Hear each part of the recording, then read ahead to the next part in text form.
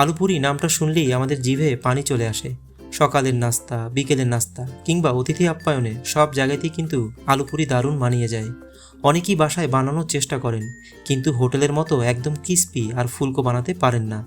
আজ আমি আপনাদের সাথে শেয়ার করব হোটেলের মতো পারফেক্ট আলু পুরি রেসিপি, যা একবার খেলে বারবার বানাতে ইচ্ছা করবে। তাহলে চলুন শুরু করা যাক।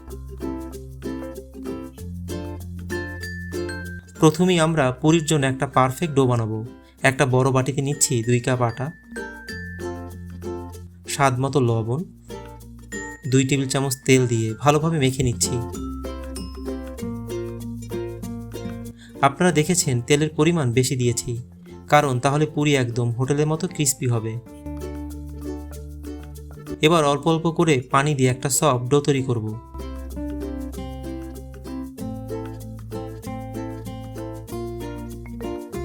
এই পর্যায়ে আবার একটু তেল দিয়ে নিচ্ছি, আর একবার মাখিয়ে 30 মিনিটের জন্য রেস্টে রেখে দিচ্ছি।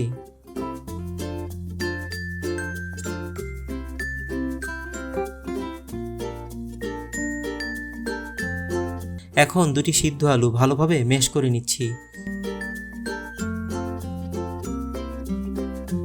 এমনভাবে ম্যাশ করতে হবে যেন আলুর মধ্যে দলা না থাকে আর পারফেক্ট আলুর পুর তৈরি করা যায়।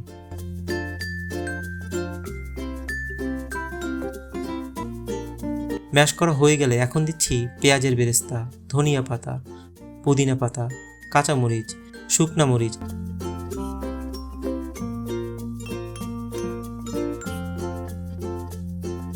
আর স্বাদমতো লবণ। এরপর হাফ চামচ গোলমরিচ গুঁড়ো দিয়ে সবকিছু ভালোভাবে মিশিয়ে নেব।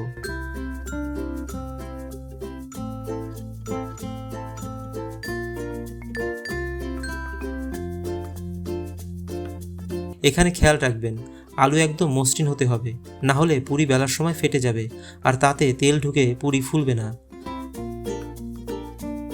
পুর তৈরি হয়ে গেলে ছোট ছোট বল বানিয়ে আলাদা করে রেখে দেব।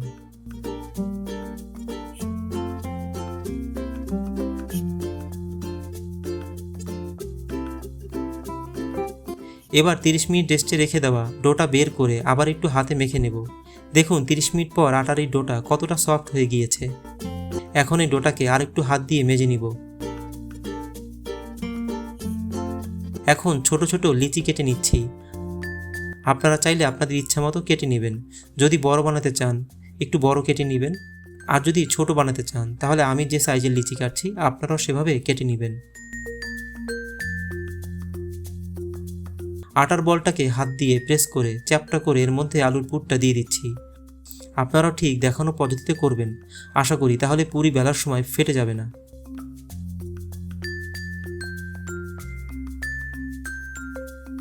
একে একে সবগুলো এভাবে বানিয়ে নিচ্ছি।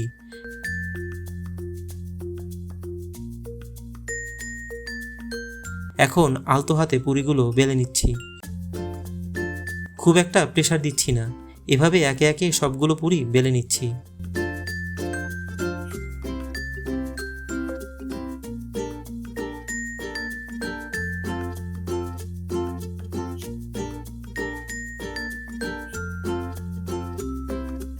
চুলায় একটা কড়াইতে তেল দিয়ে তেল গরম হলে পুরি ভেজে নিচ্ছি। পুরি ভাজার সময় চুলার পাওয়ার হাই টু মিডিয়াম রাখতে হবে, তাহলে খুব ভালো ভাজা হবে।